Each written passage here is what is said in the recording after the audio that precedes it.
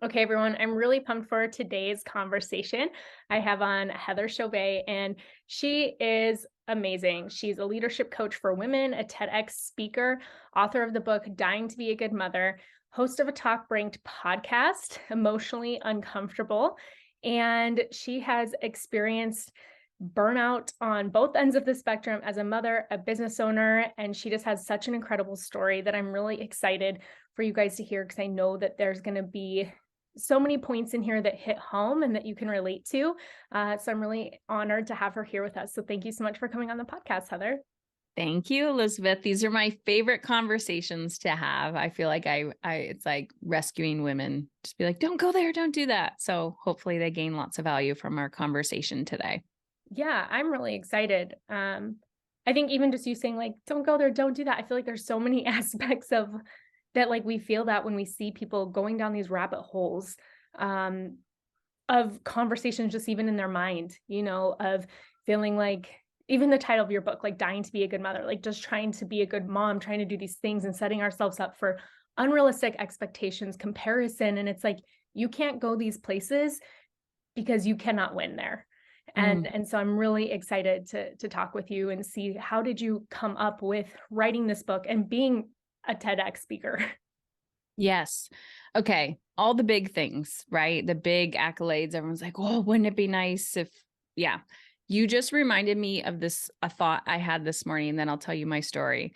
I stayed in bed over the time that I would typically get up, right? So I'm not attached to perfection anymore, but I remember walking downstairs and I looked in both of my boys' rooms. I have 3 boys, 2 share a room.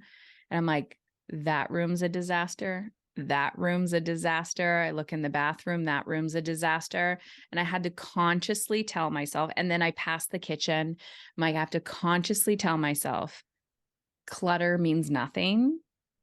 What is my focus and how do I want to feel? So that kind of sets up this conversation of like the chaos around us, and yet we can still feel alive and energized. And it's really not the little things that are getting to us. It's more of like an inner journey. So the book, Dying to Be a Good Mother, the TEDx talk, all the things all started in my own mothering journey. So I have 3 boys. They're 18, 13, and 10.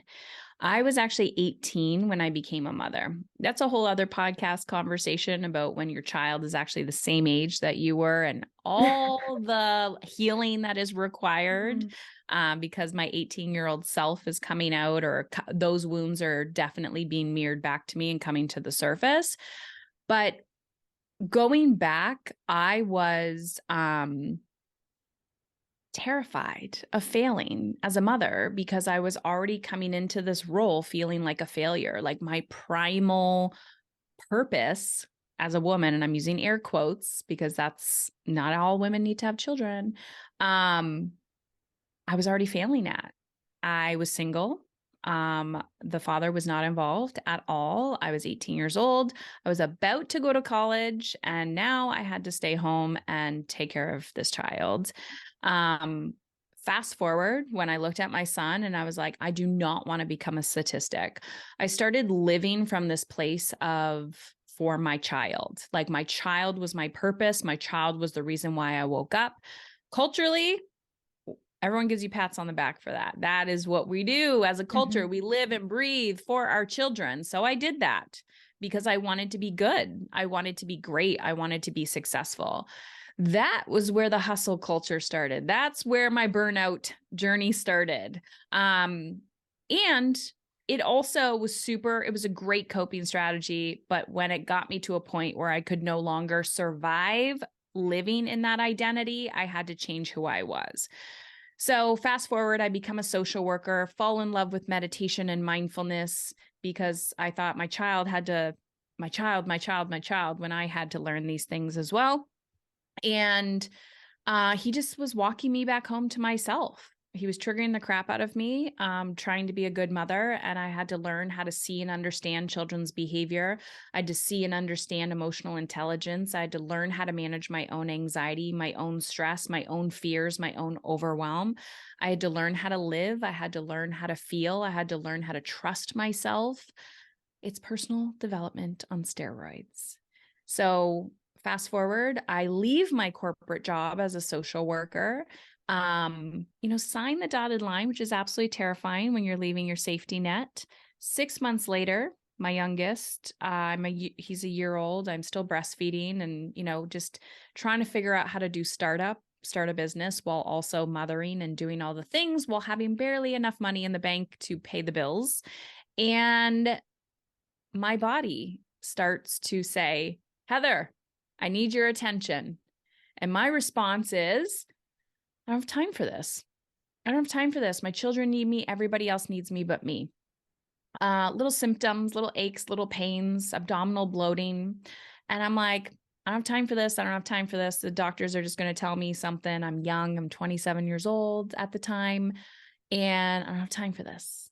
Well, I kept saying I don't have time. That was my story until my body was like, oh, she's not listening to me. So I'm really going to give it to her. And I ended up in the emergency room. My husband said, you're stubborn as shit. And we're not going to leave the hospital until you are seen by a physician and we get some answers. So they did a CT on my abdomen and blood work. And on the spot, of course, hours later, told me, Heather, you have cancer.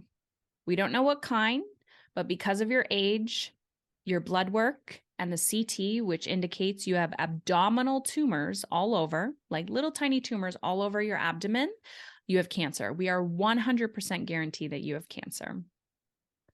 In that moment, I remember it was weird because I was invested in personal development 9 years before that. I read the books. I had the mentors. I attended the retreats. I did all of this before it was cool to do all these things, mothering and then learning how to start a business. And I felt like the universe is like, you've been taught what you need to do. You've been training. Now you need to practice all of this. And if you don't, you keep saying you won't have time. I will show you that you will not have time if you keep neglecting yourself, your physical body, your mental body, your emotional body to be good for other people. And I had to face my deepest fear, which was dying, and also face my deepest wound, which was worthiness, head on, because I had no back doors I had to go through.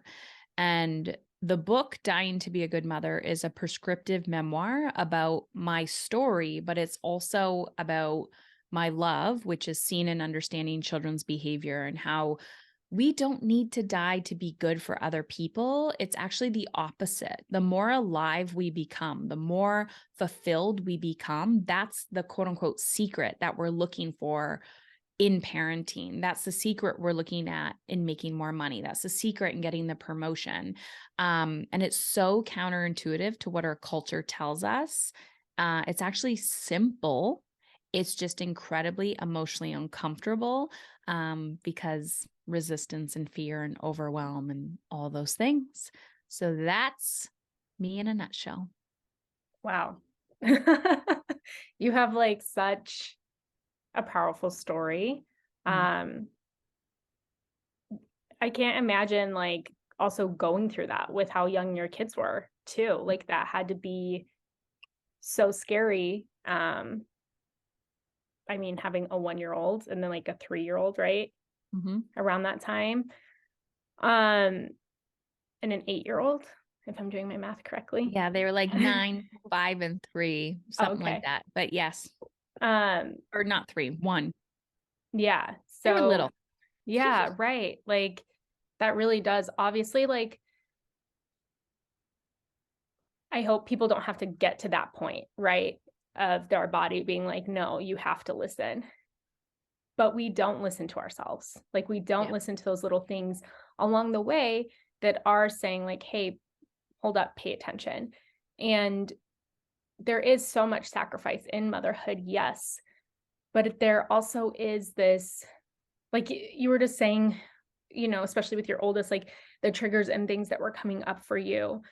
The fact though that you were able to start like recognizing those things and work on them is incredible. And that's like what this whole matrescence season is like, okay, like my identity has shifted. There still are Mm. these parts of me that I love and I long for and I miss, and that's okay. But then there's almost this reparenting and reteaching. And I so much get what you're saying because I've had to learn that I didn't know how to regulate my emotions very much. I have a 2.5-year-old, and I'm like, holy crap, like, how can this tiny, innocent creature trigger me so much and Yeah. cause me so much inner rage over the stupidest little thing? Like, what's going on with me? Mhm. Why do I not have the tools to regulate myself? Like, what do I need to work on? And I actually started back in therapy like a few months ago, and I feel like it's been so beneficial just to be like, there's actually things. And I feel like those ages almost align up. I'm like, wow, there's a couple of my first memories around 2.5, 3-ish that were kind of traumatic for me are coming up. And so, like, I have to almost reparent myself, but recognize that my daughter's not me and she needs to be parented differently. So it's like, It's a just, mind game. yeah, Yeah. totally. Yeah. Totally. It's been really interesting because the more work that I have done on myself, it's almost annoying because now that my oldest is 18 and I came into this almost immediately wanting to be a better person. So I've been doing personal development work for almost 20 years, and the fear doesn't go away. The triggers don't go away. It's how we manage them. What I have found from like an identity piece, because there's like, then your kids go through developmental phases, right? So now I'm watching this child who was literally my life purpose go into adulthood and be like, I don't need you the way that I needed you before. So it's not just having more time, because it's not that I have more time. There's like, he needs me more emotionally than he's ever needed me before, but there's this like grief that nobody talks about. So yes, your old identity, and I believe that has a huge, besides the hormone piece, I think that's a huge part of Mm-hmm. postpartum, that nobody talks about, especially in the medical world, of like the identity crisis that you go through almost immediately. Like it's so abrupt, right? Mm-hmm. And then your children grow up and nobody talks again about the identity shifts there. And there's so much feeling work and grief work. And how do we choose joy when we have been culturally conditioned that suffering and give equals good? Mm-hmm. So then we're like, give, do. I feel dead inside. I feel depleted. And then we're like, how do I manage it all? And then we're trying to manage a to-do list, but we're not actually ever considering, how do we want to feel? And there's been many times along my journey where I had to consciously, like, I could feel myself exiting the toxic motherhood culture. Like, no, I do not need coffee to get my energy source. That is so counterintuitive and not healthy. No, I don't need to scream to get my children's attention. Like, all of these cultural beliefs. I mean, just look through Instagram and see the reels, right? And I'm Mm-hmm. like, nope, I don't, that's not me. That's not me. And I was like, then I felt alone. And it's just fascinating, the transition, the spiritual, emotional, physical skills required when you want to be a quote unquote good mother, which typically means I don't want to be my mother. And I think we're living in a time where, we're just looking how we were parented and we're like, one, we don't want to be parented that way. Two, the cultural demand so much more of us than what our parents were as well. So it's like a double whammy. And we're like, what do I do? Like, we literally create the roadmap map as we go. Mm-hmm.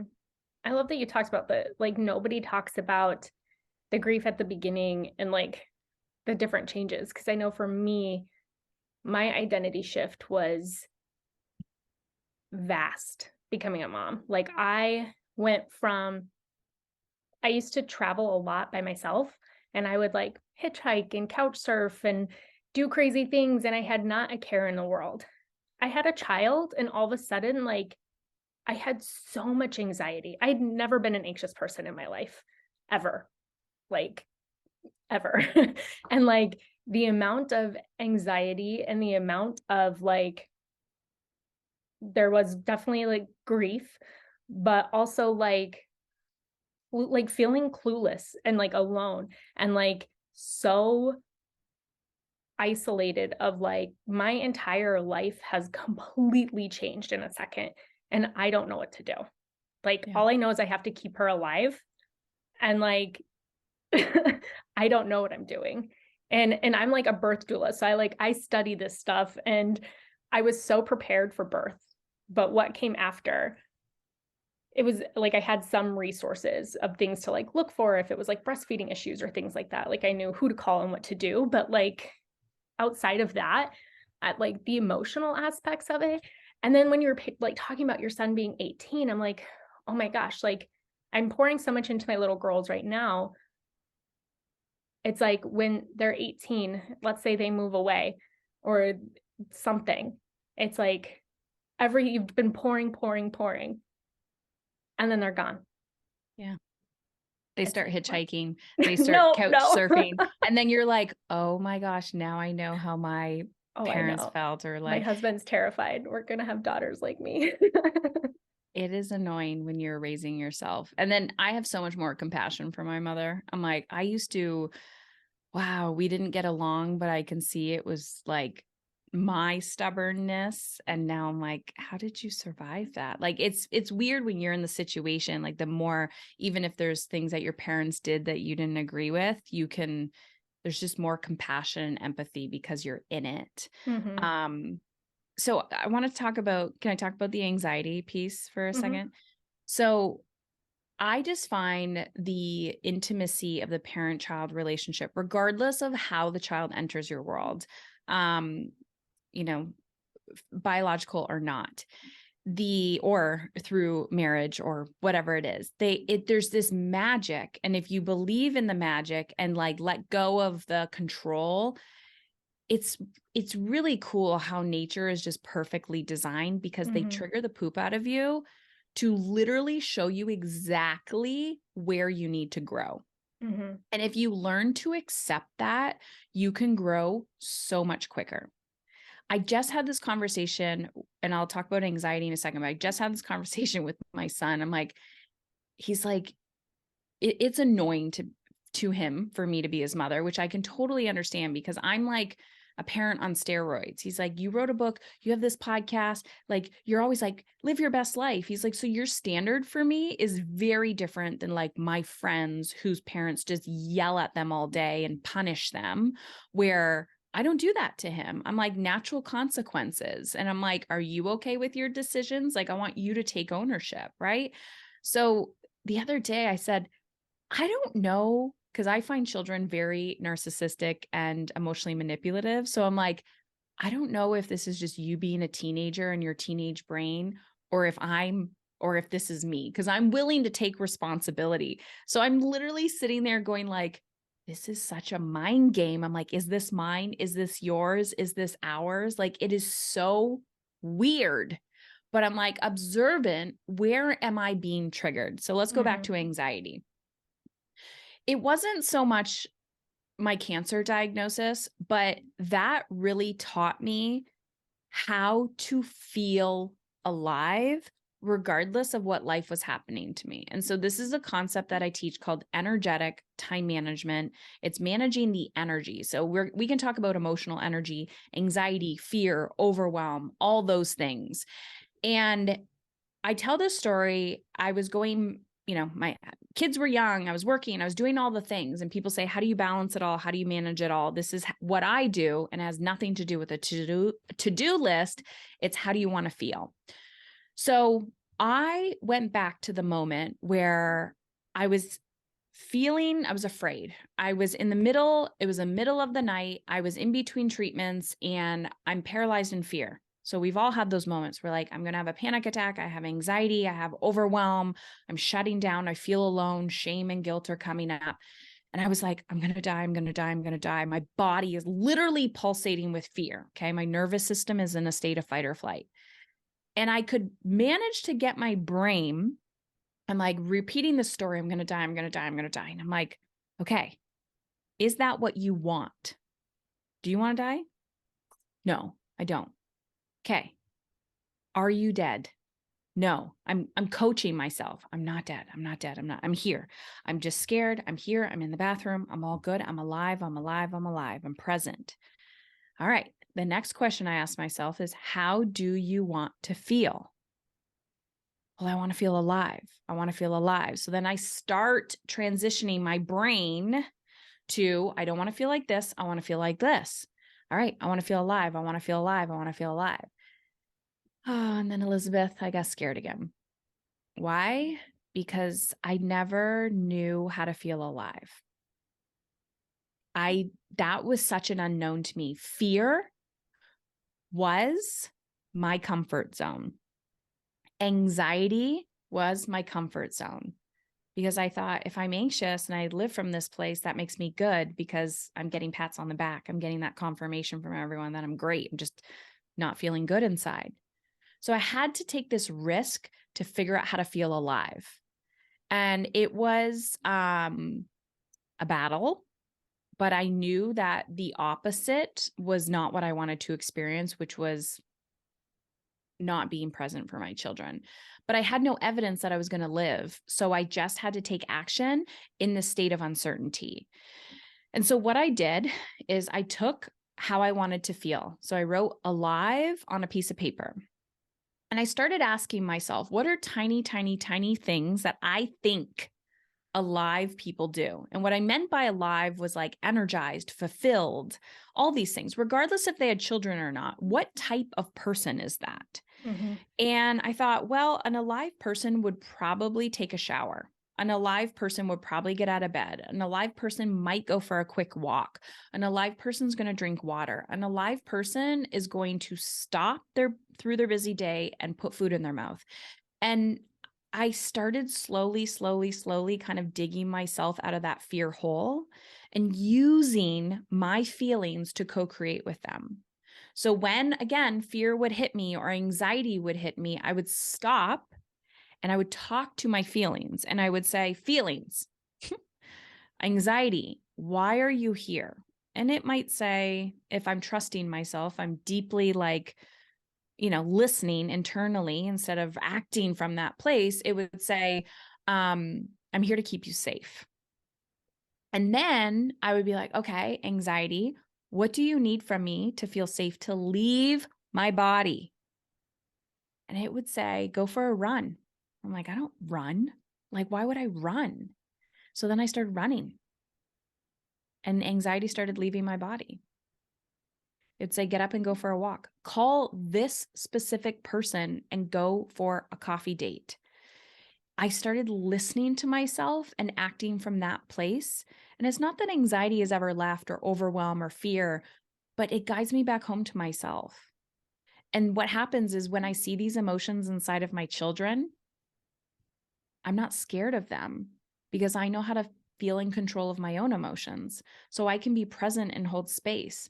So when I see my kids freaking out or being bullied, well, they say being bullied, or like they're sad or overwhelmed or scared or happy or whatever it is, I'm like, I know what that feels like. And yes, I want to rescue you from your feelings, but because I've rescued myself from my own feelings, I know how to hold space for you. And that's where I had to learn how to lead my children. And although I'm not perfect, I've learned how to co-create because they're constantly triggering the crap out of me and teaching me where to go and where to grow. Mm-hmm.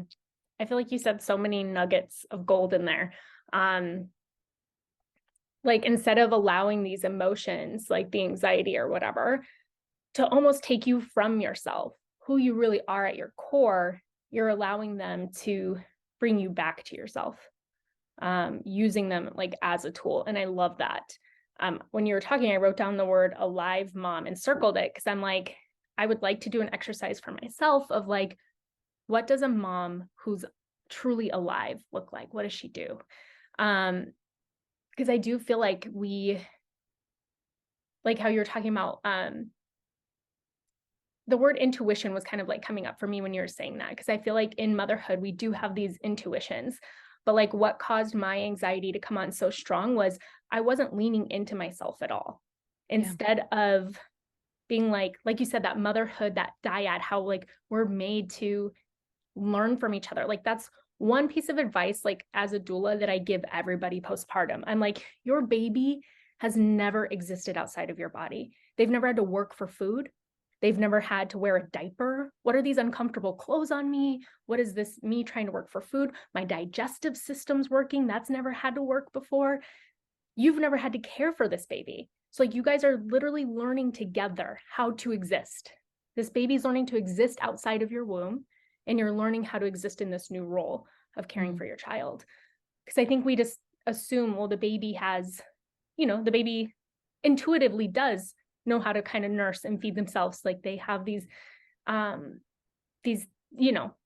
that they're born with, but they're still working, they're still learning. And we don't really picture babies like that. And you are.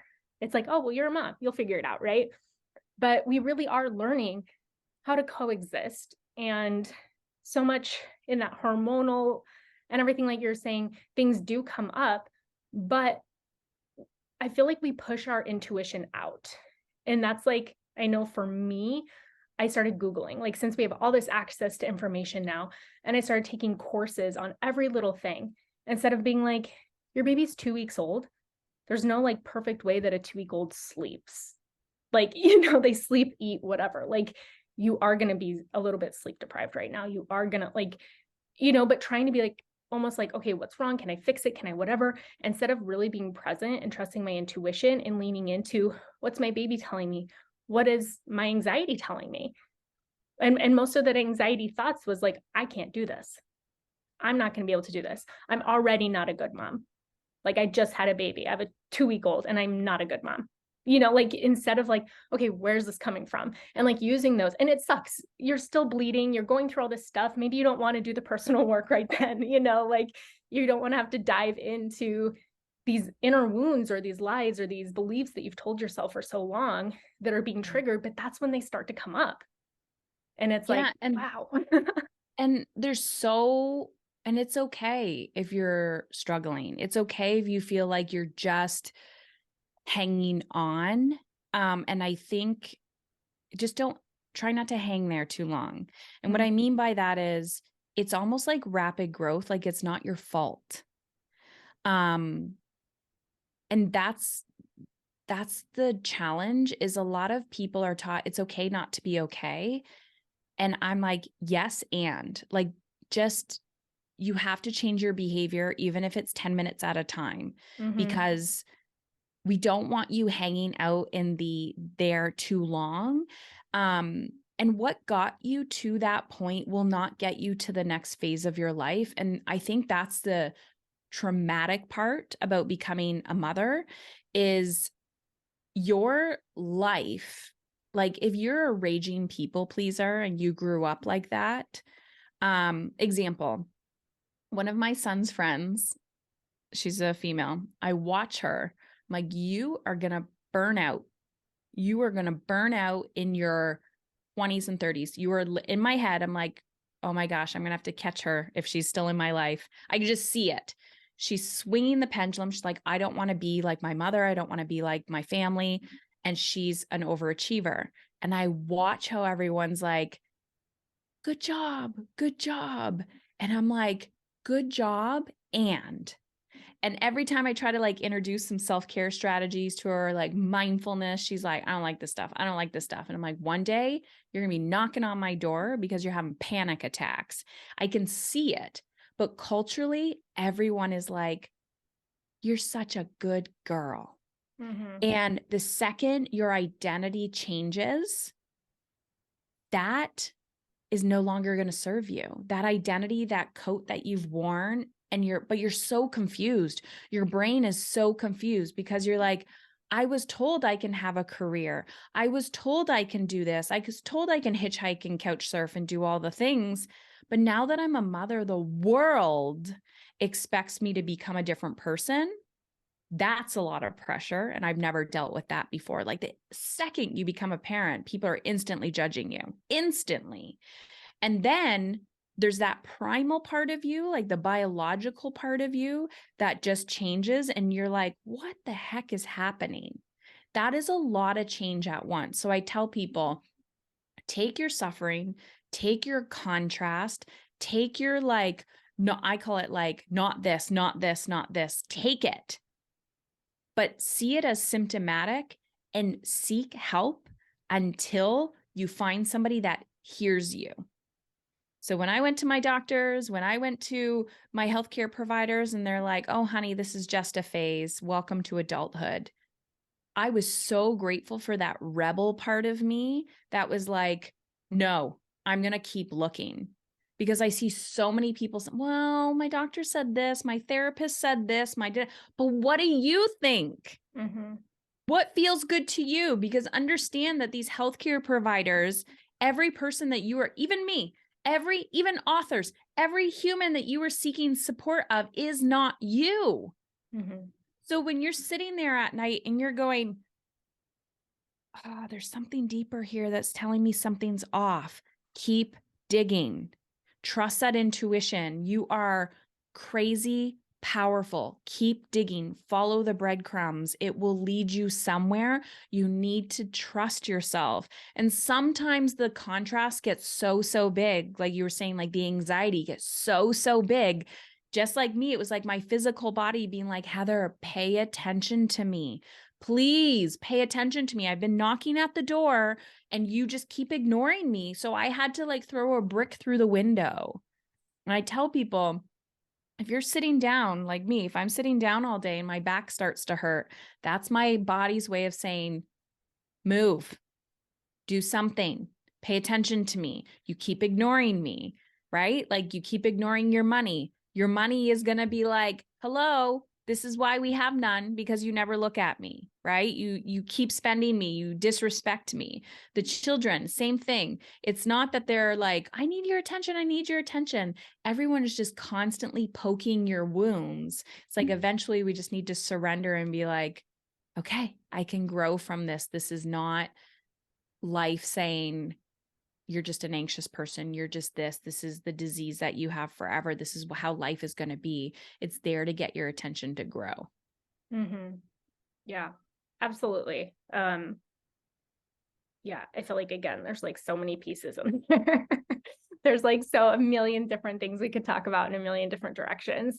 But yeah, I mean, it's hard, I feel like, to sometimes see that as, again, like when you're in this phase, I feel like there's a part of you that goes on autopilot. Like we just do what we have to do to get through the day or to get done like everything that we need to, whatever it is. So it's so easy to go into autopilot and to not like pay attention to those cues that are coming. But I would love to touch on burnout a little bit, because I feel like that is something that so many people do experience. I know like a lot of the listeners, just in that season of life, it's easy to feel burnout. What do you think leads to that, and how can we maybe prevent it? Mm-hmm. Okay, so I'm gonna go on a limb and say burnout's not a bad thing. Just don't make it your identity. Mm-hmm. So for me, so I thought burnout and chronic fatigue, exhaustion, never having enough time or energy, or feeling like I never had enough time or energy. I thought that meant I was a good person. I thought that meant I was successful. So my actions, like the crappier I felt, the more successful I was in my mind. And that led me to burnout because that was my value system. That was my belief system. Also a little bit of a trauma response. So, but when your life is changing and you're like, I can't catch my breath and I'm in a season of burnout, just know, like, I need to re-steer the ship. And if you're not taking active action to do that, you will stay in that cycle. So I'm going to talk about how I got out of it. And I'm going to give some practical advice on that. But you have to be done with burnout. Like, the crazy thing about burnout is your brain is convincing you that there's never enough. There's never enough time and you have to go, go, go, go, go. And there's physiological reasons. I'm not a science person that way. I'm all about the emotional state and action and how to get out of it and saving people's lives from like a social work perspective, to be like, you need to stop. I remember there was this woman in my one of my groups. She came to a retreat and she raised her hand and said, "Does anyone else just like wanted to veer off the side of the road to get in like a small accident so that they could get a break for from their lives?" And almost everybody in the circle was like, "Me too, me too, me too." So I actually just saw a meme on this and I was like, this is not funny. This is not funny. And we need to stop thinking this is okay, because that is your life telling you, I need a break. So here's what I do. How do you want to feel? You don't want to feel like that. What do you want? You want a vacation. Clearly, if you want a break from your life, what is the feeling? I just want a break. Then you have to consciously choose to give yourself a break for the safety of your children, for the sake of your family. Don't do it for you. You're not going to be able to do it for you when you start. If your child was in the exact same emotional state that you are right now, what advice would you give them? Are you willing to take your own advice and feel your feelings of disappointing people, of feeling your feelings to have to hold a boundary with somebody and saying, you need to hear me. If I don't do this, it's not going to go well. My middle son was 3 to 6 months old when I went on my first retreat. I had so much shame and guilt that I couldn't tell anybody. I told my husband. I cried the whole time. The whole time. I was still breastfeeding. I felt like such a bad mother for leaving my child, and I knew I'd be shamed for it. But I looked at my husband and I said, if I don't leave, this is not going to go well. And this was pre-cancer. And he said, you do what you need to do. And if he didn't support me, I probably would have cried to my mother and said, I need you to take this child. I can't, I feel like I'm suffering. And I was like trying to like catch my breath. I had to actively pursue space and cry the whole time because I was in such a state of burnout. You have to literally actively choose how you want to feel. You have to reach for it. If you don't, you will never get better, and the compound effect is going to get there. The reason why we have burnout is because culturally, that's the pressure we put on ourselves and others put on us. Your body is changing rapidly. And also, if we're going to create change for women, how they feel in their home and how they feel in work and how they feel in mothering, we literally need to be the change. And that is why, even being out of that season of my life and entering a different season of my life, I'm so committed to talking about this, because I know that if I just take a stand for one woman and say, stop, how do you want to feel? And I create a little safety, little psychological safety for her to give herself permission, that can literally save somebody's life. But we need to realize that our needs matter too, in little tiny bites. Even if the people around us are so overwhelmed and they can't see what our needs are, it's our responsibility to start meeting our own need. Yeah. And recognizing it. I think that sometimes when you're in that season, like you said, you have to like look for it and reach for it, because sometimes we don't even recognize it. Like we're so buried in it. And I resonate with that burnout thing. Like I end up comparing myself to the people who are burning themselves out, because I've never like been somebody who like I remember talking to this one girl once just on Instagram. I'm like, how do you get all this stuff done? And she's like, I go to bed at 11 p.m. I wait till my kids are done. I clean the entire whatever. And I'm like, that's just not me. Like, that's just never going to happen. And No. I wish my house was as clean as yours, but it's just not going to be. Like, because I personally can't do that. I will not be a happy person. Maybe my space won't be as cluttered, but like you said, you came down and you had to tell yourself, like, this is just clutter. It's just clutter. Like, because I find myself comparing to people who have different strengths than I do. And then I want to burn myself out so that I have the Instagrammable home or whatever, or the whatever it is. But that's just like not me. I have my small little chore sheet and I'm like, cool, I dusted and vacuumed today. Check. Like. And you know what's interesting about cleaning? So I've never been that, but when my anxiety was really, really bad, or I felt out of control internally, I wanted to manage the external. So I cleaned more because it was something I had control over. And when I mean, if someone's like, I love cleaning, it brings me so much joy. I'm like, that's fine. But does it really? Or are you actually trying to manage your anxiety and perfectionism? Or are you avoiding doing what your soul is really craving? Because when I have friends that I can have these intimate conversations with, I'm like, every single time you have to act on that thing that you truly desire, you start cleaning. You actually do it to avoid. It's a procrastination tactic for you. So like we're like clean house equals good. Clean house equals success. And so I gave up on that forever ago. I can't tell you the last time I did my own laundry, the last time I cleaned a toilet, the last time, like all the things that people are like, really? How? Two things happen. One is I was like, if this is an actual priority for me, I need to outsource it and I need to allocate funds to it. And if I can't afford it now, what am I either going to get rid of if it's a priority? And I work from my house. So I started having someone come in weekly or bi-weekly. And every time she would leave, I'm like, that was cheaper than therapy. I feel lighter. And then I also became a minimalist.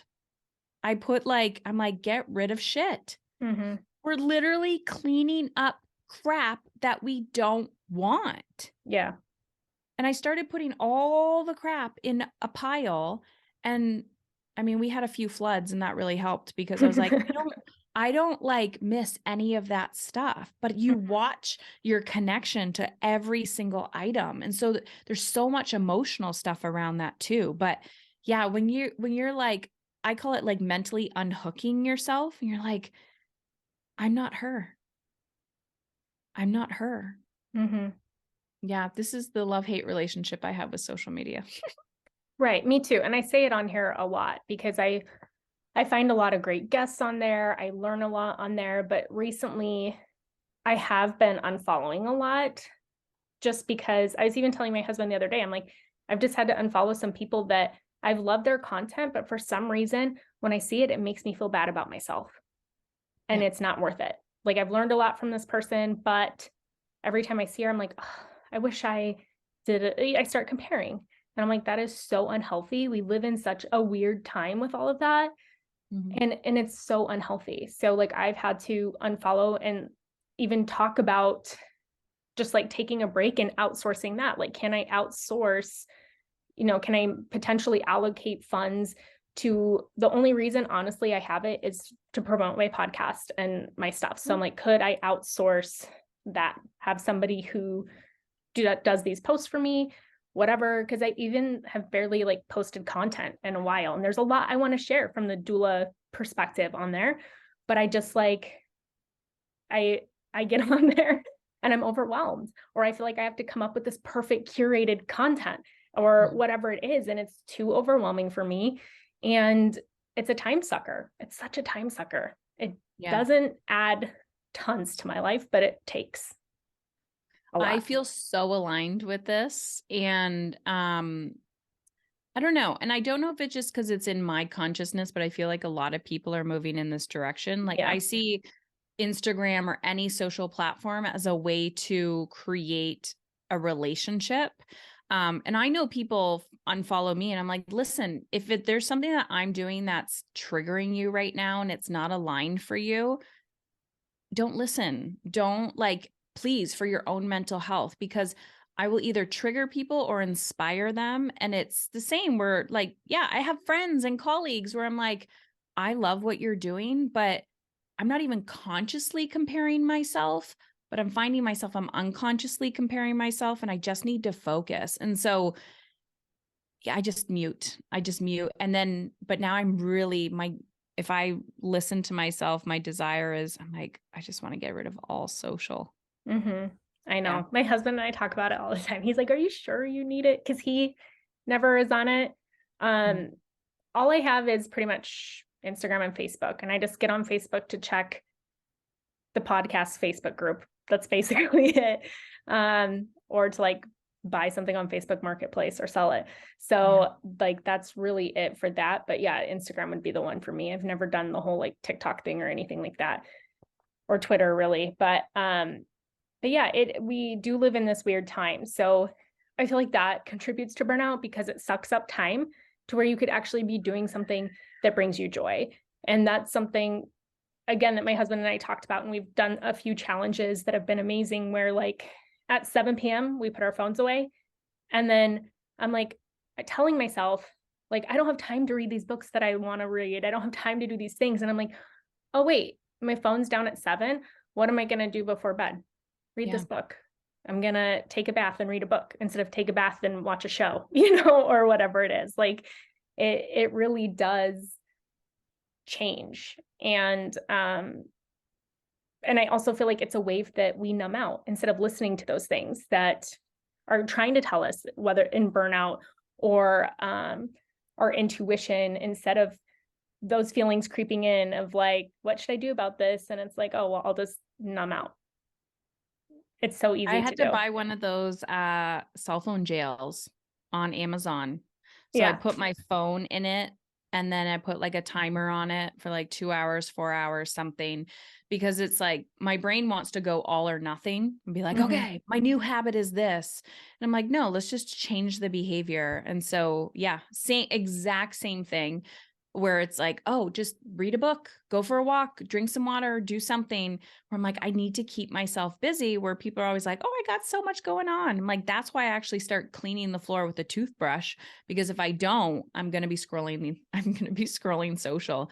We're all addicted and it's awful. And that is where it all comes back to, how do you want to feel? And then self-awareness and calling yourself out. And I'm all about 10-minute habits. I know that everyone is overwhelmed. We actually can't change our behavior that quickly, but if we can push ourselves, like that edge, right? You're like, oh, I just numb out. Great. Numb out, but give yourself a time limit. Like literally put a timer on your phone. Like you get 20 minutes to numb out. When the timer goes off, then literally do whatever you need to do to play tricks on your brain, to sit with your feelings a little bit, to go, you know what, tonight I'm going to have that bath and I'm going to bring a book in the tub, and I don't even care if I'm reading the book, but I'm just going to sit with my feelings of like, I just want to be watching something right now, or multitasking. Just push the edge a little bit, because then you begin to tell your brain like, I am safe, I am safe, I am safe. Yeah. Yeah. I love that. Those are, I mean, I've done it before. We've done it before. And those are always things that I'm like trying to strive for as well. I did take a bath the other night and brought a book in there, and I'm like, sweet. I didn't bring my phone. I was proud of myself. Didn't check anything, but we've even talked about like getting a landline again, because we're We like, have one. oh, that's awesome. Yeah. We I'm don't like, we use should it get though. it. Yeah. Well, just in case there's an emergency, because even at night, I put my phone on airplane mode before I go to bed.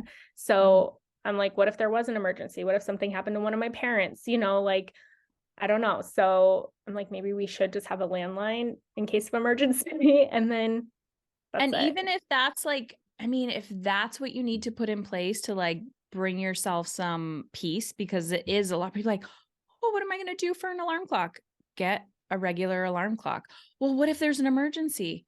Great. Then have your like turn off all your notifications except for like somebody calling you, right? But these things that our mind goes to from like anxiety or resistance of like, what if like I could never put my cell phone in a phone jail? How am I going to bust it open? And it's like, is everything really that 911, or is that like in our mind, right? Mm-hmm. We're more connected than we've ever been. What did people do before cell phones when you actually left your house and you only had a landline? And when you were Mm-hmm. physically out of your house, people couldn't get a hold of you until you came back home and listened to your voicemail. Well, research shows that mental health was a lot better back then. So, I believe it. I mean, there's And been a how huge mad correlation. people get when you don't respond. You know what's interesting is the generational stuff. My mother lives with us, so it's a little bit different. My dad gets mad at me when I don't respond to his text message like within an hour, like within quickly. And I'm like, I don't sit on my phone, especially when I'm working. And I'm like, that is a you issue. That's not a me issue. But he can't see that. He's like, you never respond. And I'm like, I am not on it 24 hours a day like you because you're bored out of your freaking mind. I'm like, this is a generational thing. But now our parents are like glued to their phone. It's fascinating. Well, Yeah, not all parents, but I don't think people over a certain age should have social media, one.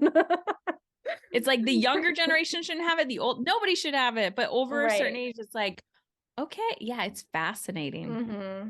Yeah. Right. Yeah, it's so interesting.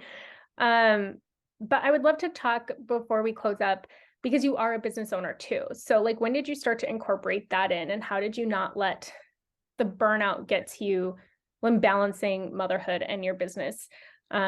Which you like almost hate to have this conversation, because it's not like, you don't ever ask a dad that, like, how did you not burn out working and having a family? But Mhm. it just is different. So I'd love for you to talk about that a little bit.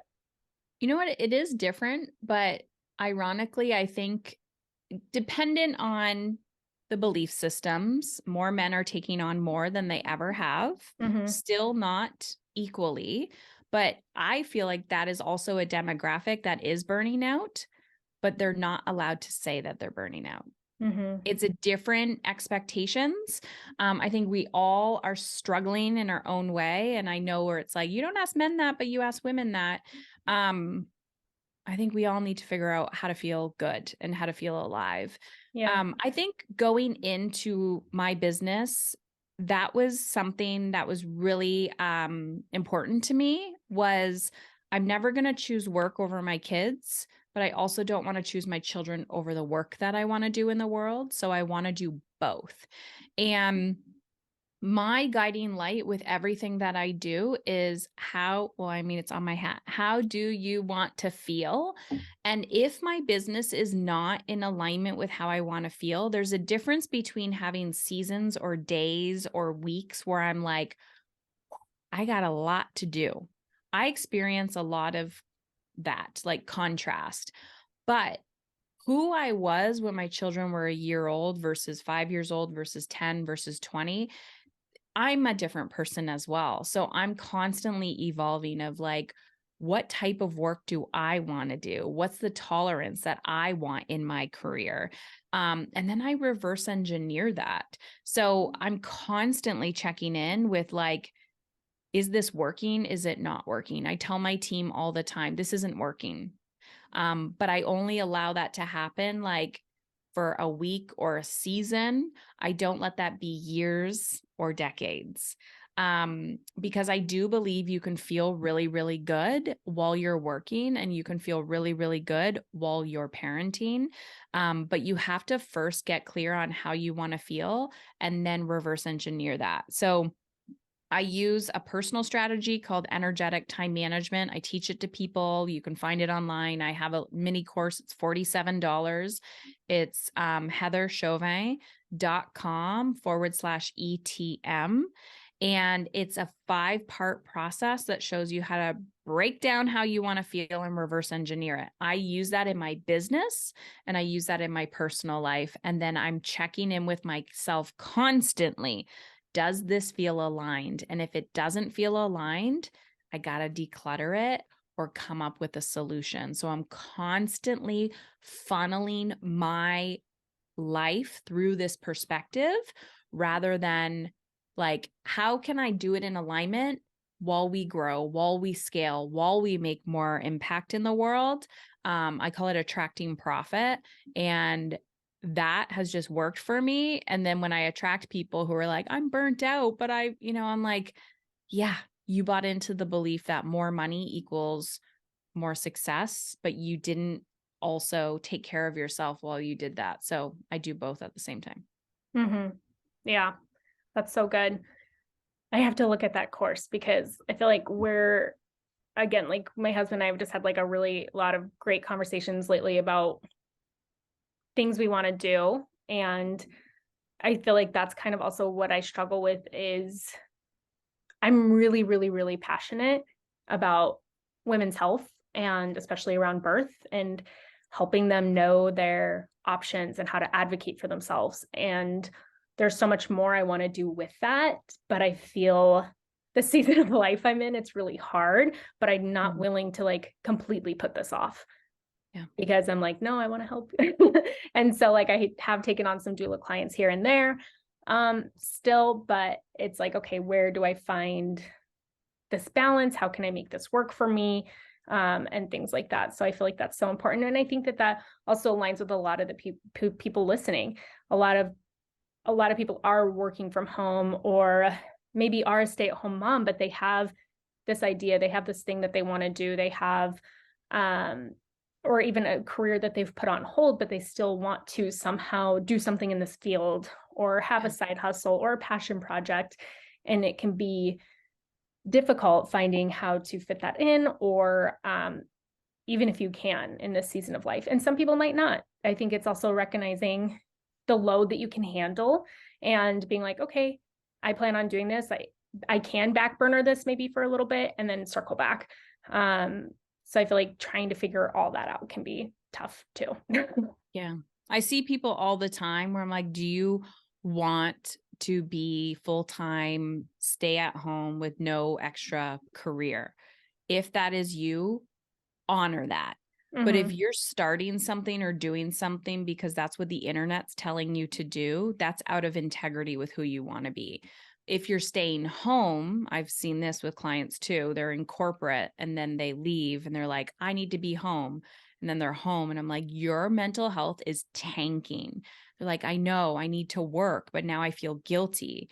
And it's like, we really need to honor who we want to be. And I love it when I hear a woman be like, I am the best mom because I'm working full time, or I am the best mom because I'm choosing to be home, whatever it is, or hybrid version. I also feel like a lot of people, there's camps, right? This or that. We can only really understand our human experience and know what we want and how we want to be in the season that we're in. And when we're judging someone else, it's usually because it's a self-judgment and we're not giving ourselves permission to live that way. Yeah. Yeah, absolutely. Before we wrap up, tell us a little bit more about your book and then any other resources where people can connect with you. Yes, they can find everything on my website, Heather Chauvin, CHAUVIN.com. The book, Dying to Be a Good Mother, anywhere books are sold online. I hang out mostly on my podcast, Emotionally Uncomfortable. I even have 2 private podcasts, but you'll figure out what those are and how to access them if you head on over to my website or my podcast as well. So talk about parenting and business a lot as well. I just want women to thrive. I think the opposite doesn't need to be your identity or way of being. Yeah. And then one last question before you wrap up. I know earlier you had mentioned coffee. You're like, I don't need coffee to function. I don't, whatever. And since the podcast is Morning Java, I like to ask, what do you drink for your morning Java? But not everyone drinks coffee. So what do you usually have in the morning? I definitely drink coffee. I drink coffee now. Yeah.